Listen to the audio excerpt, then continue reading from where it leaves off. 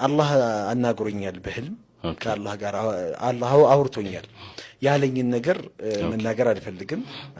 እኔ አልሐምዱሊላህ በዚሁ አጋጣሚ ተናግሬው አላቅም። በዚሁ አጋጣሚ እናገረዋለሁኝ። ነብዩን አለይሂ ሰላቱ ሰላም በህልም አይቻቸዋለሁ። አቡበከር ሲዲቅን ወራህመቱላሂ ወበረካቱ። እንደምታዩን እኛ የአዲስ አበባ ዩኒቨርሲቲ ሙስሊም ተማሪዎች ነን። እዚህ ጋር እንደምታዩት ሴቶች አሉ። ከዛ ጋር ወርዶ ደግሞ በጣም ብዙ ወንዶች ይገኛሉ ማለት ነው። እዚህ ጋር ዛሬ የተሰበሰብነው ከዚህ በፊትም እንደምታውቁት ለ19 ወራቶች በኒቃብ ጉዳይ የታገልን ቢሆንም እስካሁን ድረስ አሰላሙ አለይኩም ወራህመቱላሂ ወበረካቱሁ። ውድና የተከበራችሁ የዛር ሚዲያ ቤተሰብ እንደምን አላችሁልኝ? እኔ አለሁላችሁ። እንግዲህ ዛሬም በሌላ ቪዲዮ ተመልሰን ተገናኝተናል። ውድ ቤተሰቦቼ ያው ሰሞኑ ደግሞ የተለያዩ አጀንዳዎች ነበሩ። ትንሽ በስራ ቢዚ ሁኜ ቪዲዮ መቅረጽ አልተመቸኝም ነበረ፣ ሰዓት ማግኘት አልቻልኩም ነበረና በዛ ምክንያት ከአጀንዳዎች ርቀን ነበር ለማለት ነው። እስቲ ዛሬ የምናወራባቸው አንዳንድ አጀንዳ የነበሩ አንዳንድ ቪዲዮዎችን ይዤ መጥቻለሁና የምንመለከታቸው ይሆናል። ሐሳብ አስተያየታችን እየሰጠንበት አብረን የምንቆይ ይሆናል። እናንተ ብቻ እንደተለመደው ቪዲዮ ላይክ በማድረግ እንደዛውን ሰብስክራይብ በማድረግ እስከ መጨረሻም ቪዲዮን ተከታተሉት። አብራችሁን ቆዩ። ሐሳብ አስተያየታችሁን በኮሜንትም ሼር እያደረጋችሁ እየተዝናናችሁ አብራችሁን ቆዩ። ዛሬ ከምናነሳቸው ነጥቦች መካከል አንዱ ስለ ሰሞኑ የሙስሊም ተማሪዎች በአዲስ አበባ ዩኒቨርሲቲ የነበሩበት ሁኔታን በተመለከተ የምናነሳ ይሆናል። እሱ ነገር እንዴት ነው? እስከ መቼ ነው? በተለይ በጊዜያዊነት ተፈቷል ስለተባለው ችግሩ ተፈቷል ስለተባለው ጉዳይ በደንብ በጥልቀት የምናነሳ ይሆናል። ከዛም ባሻገር ደግሞ ስለ አላህ ሱብሓነሁ ወተዓላ አላህ በህልም ስለማየትና ኡስታዝ አላህ አይቻለሁ ስላለው ነገር ስለሱም ነገር የምናነሳ ይሆናል። እናንተ ብቻ እስከ መጨረሻ ቪዲዮን ተከታተሉት። እንግዲህ እንደሚታወቀው ከ3 ቀን በፊት የሙስሊም ተማሪዎች በአዲስ አበባ ዩኒቨርሲቲ እንግዲህ በፕሬዝዳንቱ ኦፊስ ደጅ ላይ በመሰብሰብ አንዳንድ ጥያቄዎችን ሲያቀርቡ ነበረ። ከዛም በኋላም ደግሞ ወደ ማታ አካባቢም ደግሞ ጭራሽ ፌደራል ፖሊሶች ተልኮባቸው እንግዲህ የተለያዩ ዛቻዎችን ተመልክተናል፣ ሰምተናል። ይሄ በዚህ ዘመን እንደዚህ አይነት ዛቻዎችና እንደዚህ አይነት ማስፈራራዎች ከሚሊተሪዎቻችን እኔ አልጠብቅም። በተለይ በሴቶች ላይ በጣም ከባድ ነው። ተማሪዎቻችን እንደው ወደ ትምህርታቸው ተመልሷል፣ ወደ ትምህርት ገበታቸው ተመልሷል ወይስ አልተመለሱም ለሚለው እንግዲህ ይሄ በጣም አሳሳቢ ነው። እንዴት መሰላችሁ? ይሄ ችግር ዛሬ ሀብሎ አልጀመረም። ቆየት ብሏል፣ ውሎ አድሯል። አመታት ተቆጥሯሉ፣ ወራቶች ተቆጥሯሉ። የዛሬ አመትም እንደዚህ አይነት ችግሮች ነበሩ። የዛሬ 2 አመትም እንደዚህ አይነት ችግሮች ነበሩ። ነገር ግን ችግሮች በጊዜያዊነት ሲፈቱ ተመልክተናል። ከዚህ በፊትም እንደዛ ተብሎ በጊዜያዊነት ተብሎ ከዚህ በፊትም እንደዛ እያለ ዛሬ ደርሷል። ዛሬም ያ ነገር ነው የተደገመው፣ ሌላ ነገር አይደለም። ያ ራሱ ዛሬ አመት ከዛሬ አመት በፊት ለጊዜው ተፈቷል፣ ለጊዜው ወደ ትምህርታቸው ተመልሶ እንዲማሩ ተደርጓሉ ተብሎ የተፈታው ችግር ነው ዛሬም በዚህ መልኩ የመጣው ማለት ነው። ለምንድን ነው? ችግሩ ከመሰረቱ ስላልተፈታ ማለት ነው። ያ ነው ችግሩ በየአመቱ እንዲወለድ እያደረገ ያለው ማለት ነው።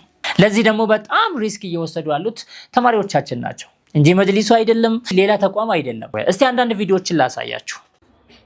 አሰላሙ አለይኩም ወራህመቱላሂ ወበረካቱ።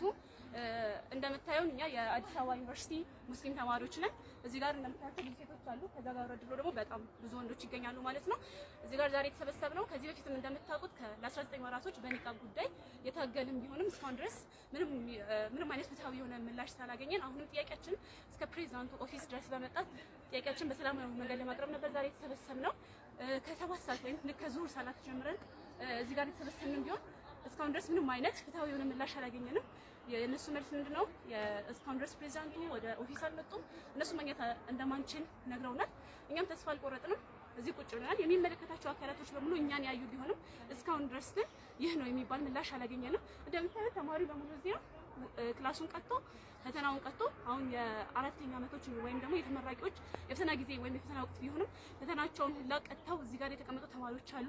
የሚሄዱበት ሀጃ ሰርዘው እንዲሁም ደግሞ ክላሳችን ቀጥተን እዚህ ጋር የተሰበሰብንም ቢሆንም ምንም አይነት ምላሽ እያገኘን አይደለም። ስለዚህ ሁሉም የኢትዮጵያ ሕዝብ እንዲሁም የሚመለከተው አካል በሙሉ የሙስሊም ኡማ በሙሉ እንዲሁም ሰብአዊነት ወይም ደግሞ የሰዎች ጉዳይ ያሳስበኛል የሚል ሰው በሙሉ ከጎናችን እንዲሆን ድምጻችሁ ከኛ ጎን እንዲሆን መልእክት ለማስተላለፍ እንወዳለን። ሁላችሁም ከጎናችን ሁኑ። ዛሬ ይሄ ጉዳይ ካልተፈታ ከዚህ በኋላ የሚፈታበት መንገድ እንደምታዩት የጠበበ ነው ማለት ነው። ምክንያቱም ይሄ ሁሉ ተማሪ በሰላማዊ መንገድ እዚህ ጋር ከመጣ በኋላ ተማሪውን እንደዚህ ካስቀመጠ በኋላ ምንም አይነት ምላሽ አልሰጠም ማለት አሁንም ይሄ ጉዳይ የሚፈታበት ፕሮባቢሊቲ እየቀነሰ ነው እየሄደ ያለው። ስለዚህ ሁላችሁም ድምጽ እንድትሆኑ እንፈልጋለን። እኛ ሁሌም ጥያቄ ያለን ፍትሃዊ መልስ እስኪመጣ ጥያቄ ያለን የእህቶቻችን መብት እስኪከበር ጥያቄ ያለን ዲናችን የበላይ እስኪሆን ድረስ ሁላችሁም ኮፒ፣ ሼር፣ ላይክ እያደረጋችሁ አብራችሁ ሁኑ። ሁላችሁም እንደሰማችሁት ነው እንግዲህ እነዚህ ተማሪዎች ቀን ሙሉ እዛ ኦፊስ ደጅ ላይ ተሰብስበው ነበሩ። ነገር ግን መጨረሻ ላይ ያገኙት ፍትህ ምንድነው? በጊዜያዊነት ችግራችሁ ታይቶላችኋል ወይ ተፈቷል የሚል ነበር። እነዚህ ተማሪዎች ለጊዜያዊ ነበር እዛ የተሰበሰቡት። ችግራቸው በጊዜያዊነት እንዲፈታ ነበር እነዚህ ተማሪዎች እዛ የተሰበሰቡት። ይሄ ትክክል አልነበረም። ከዚህ በፊት ካስታወሳችሁ የሆኑ ኮሚቴዎች ተዋቅሮ ነው ወደ ትምህርት ሚኒስቴሩ ወደ ብርሃኑ ነጋ ይመስለኛል አይ ቲንክ ብርሃኑ ነጋ የሆነ ጊዜ ከመጅሊስ አመራሮች ጋር ተመካክረን ንቃባቸውን ለብሶ እንዳይገቡ አድርገናል ብሎ ከተናገረ በኋላ ከማን ጋር ነው ስለ ንቃብ ያወራው ብሎ መጅሊሶች ከያዙት በኋላ ብርሃኑ ነጋን ከያዙት በኋላ መጅሊሶች የመጅሊስ አመራሮች የተወሰኑ ሰዎችን የሆነ ለዚህ ብቻ የተወሰኑ ሰዎችን እንደ ግሩፕ አድርጎ ወደዛ ልኮ ነበር። ነገር ግን ምንም አናቅመኛ የተባልነው ነው እንግዲህ የሰማነው ነው የምላችሁ። ሰማን እንጂ አላየንም። በቃ የሆነ ኢማጂነሪ ነበር ጉዳዩ ራሱ ማለት ነውና በቃ ማለት አይታወቅም። በቃ የሆነ የታሰበ አይነት ነገር ነው እንጂ ተደርጎ አልተመለከትን። ለዛ ነው እንደዚህ ያልኩትና ያ ችግር ሳይፈታ ቀረ። ዛሬ ተማሪዎቻችን እንዲቸገሩ እንዲስተጓገሉ ተደረገ ማለት ነው። ያኔ ባለመፈታቱ በጣም በሚገርም ሁኔታ እኛ የምናውቀው ኢትዮጵያን እየመራ ያለው ብልጽግና መሆኑን ነው አይደል እንዴ? ኢዜማ አይደለም። ነገር ግን ኤምፓየሩ በእጁ ያለው ኢዜማ ነው። ኤምፓየሩ በዜማ እጅ ነው ያለው ማለት ነው። በእንትን አክሱም ትምህርት ቤት ታውቃላችሁ ምን እየደረሰባቸው እንዳለ። አክሱም ትምህርት ቤት በትምህርት ቤት ደረጃ ብቻ ሳይሆን በተለያዩ እንግዲህ ብዙ ችግሮች አሉ እዛ። ያው ብዙ ጊዜ አወርተናል ስለሱም። ዛሬም እንደዛው ቀጥሏል። ነገር ግን እንደ ትምህርት ቤት ካየን ብርሃኑ ነጋን ነው የምመለከተው። ብርሃኑ ነጋ ደግሞ ከኢዜማ ፓርቲ አመራሮች አንዱ እንደሆነ ይታወቃል።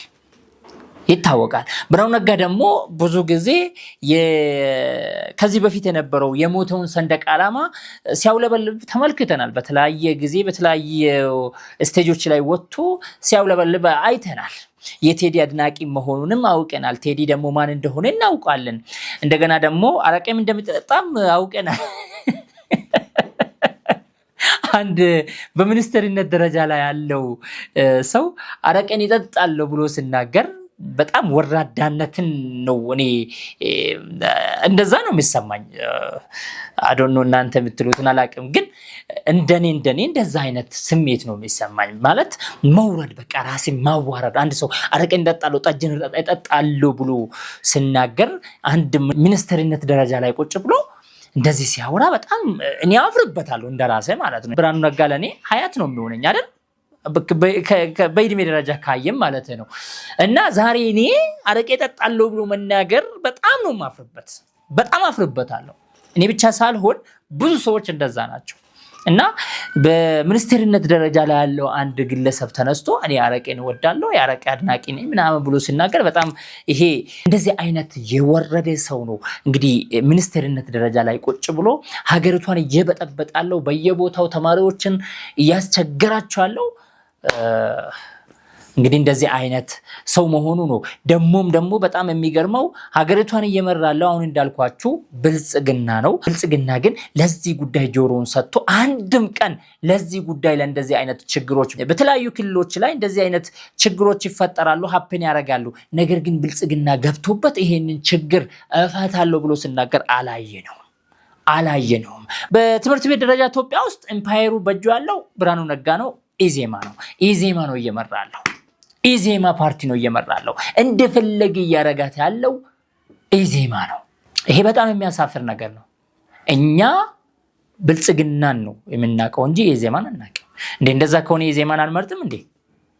እንደዛ ከሆነ ኢዜማን መምረጥ እኮ እንችላለን። እንደዛ ከሆነ እንዴ ብልጽግና ገብቶበት ጉዳዩን መፍታት የማይችል ከሆነ ለምንድን ነው ሙሉ በሙሉ ኢዜማን እንዲመራን የማናደርገው? እና ይሄ ነገር በጣም ልታሰብበት የሚገባ ጉዳይ መሆኑን እዚህ ጋር ማሳሰብ ፈልጌ ነውና ያ ነው። ጭራሽ እኮ እንደዚህ ነበር የተባለው።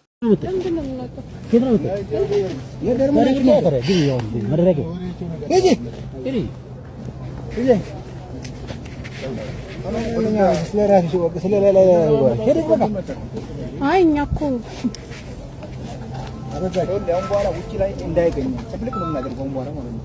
እስቲ እዚህ ውጭ አንድ ሰው እናገኝና ታያለህ። ታገስናቸው እስካሁን ድረስ እሺ። አሉ ይሉ ሰላማዊ ጥያቄ ለመጠየቅ እኮ የፈለግነው አጄ በቃ መናገር አልፈልግም። ሂጂ በቃ አጄ አጄ ተማሪ ነሽ። እኔ ስራ የምሰራ ሂጂ በቃ አላውቅም። ሂጂ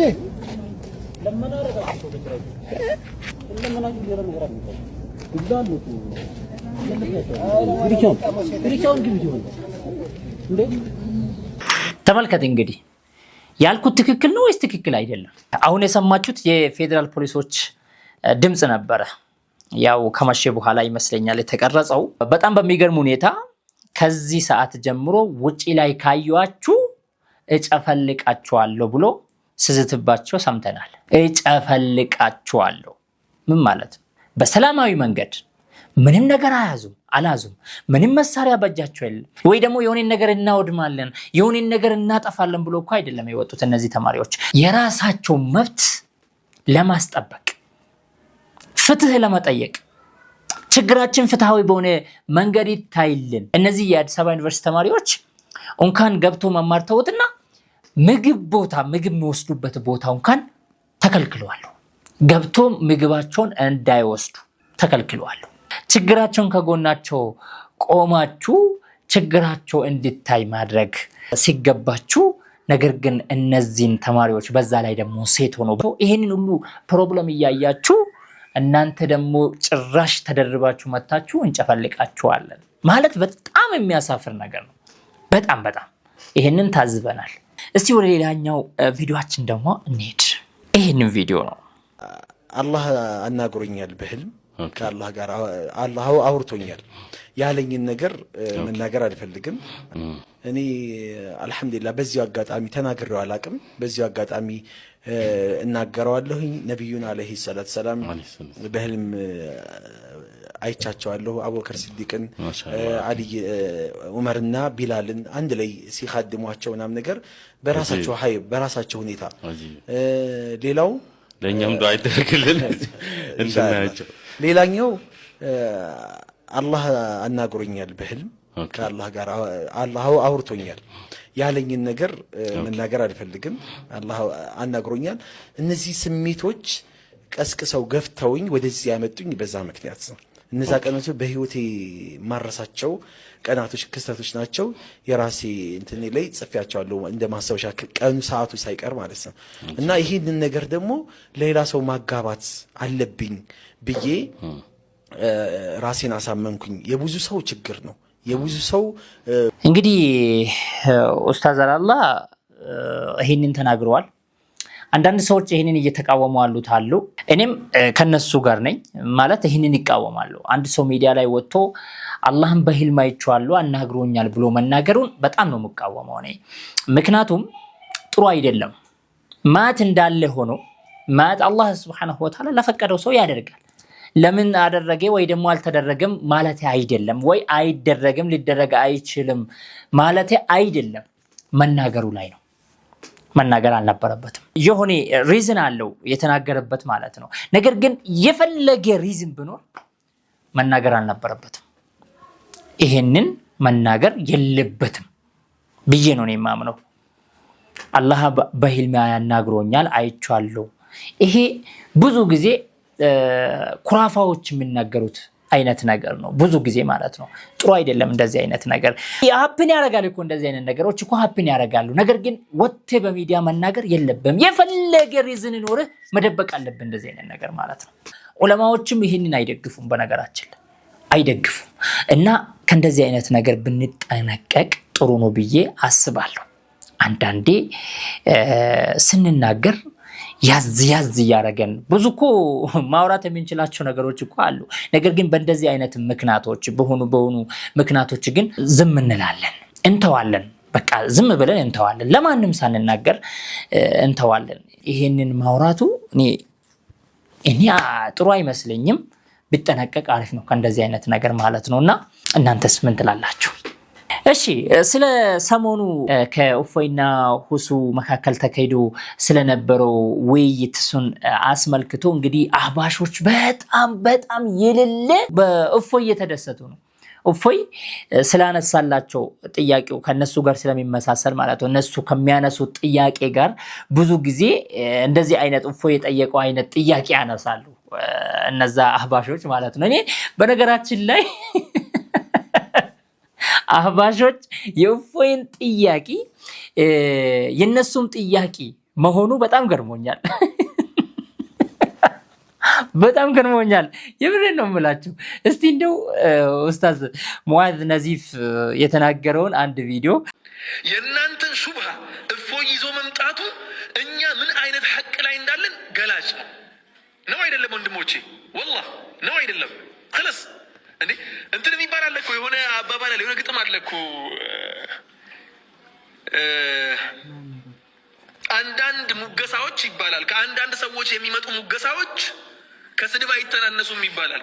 እኔ አሁን እፎይ ላይቭ ገብቶ የሆነ ቀን ወይ ደግሞ ቪዲዮ ቀድቶ ሙዓዝ የሚባለው ልጅ በጣም ይመቸኛል፣ በጣም ጀግና ልጅ ነው፣ በጣም እውቀት አለው ጋለ ወላሂ ራሴ እጠረጥራለሁ። ከዚያ በኋላ ወላሂ ምኑ ጋር ገደል እንደገባው ራሴ እጠረጥራለሁ። خلاص የእናንተን አቂዳ እፎይ ይዞ ሲመጣላችሁ መደንገጥ እኮ ነው ያለባችሁ እናንተ። እንዴ ለካ እኔ እየተከተልኩ ያለሁት መንገድ የእፎይ መንገድ ነው፣ እኔ የያዝኩት መንገድ የእፎይ መንገድ ነው የሚያስብለው ማፈር ነበረባችሁ። የሚያሳዝነው ነገር አቅል አላችሁ ብለን እያስብን ከሺዓ ትሻላላችሁ ብለን ነበር የምናስበው። አቅል አላችሁ ብለን ሺዓዎች አቅል የላቸውም፣ ጭንቅላት ብቻ ነው ያላቸው። እሱ ለኮፍያ ነው የሚጠቀሙት። ከሺዓ ትሻላላችሁ ብለን ስናስብ ብሳችሁ አረፋችሁ ማለት ነው። ሱብሃንአላህ። በአጠቃላይ አጠር አድርገን ስነግራችሁ ስለ አላህ ሱብሓነሁ ወተዓላ መናገር የሚችል ማንም ሰው የለም ከአላህ ውጭ።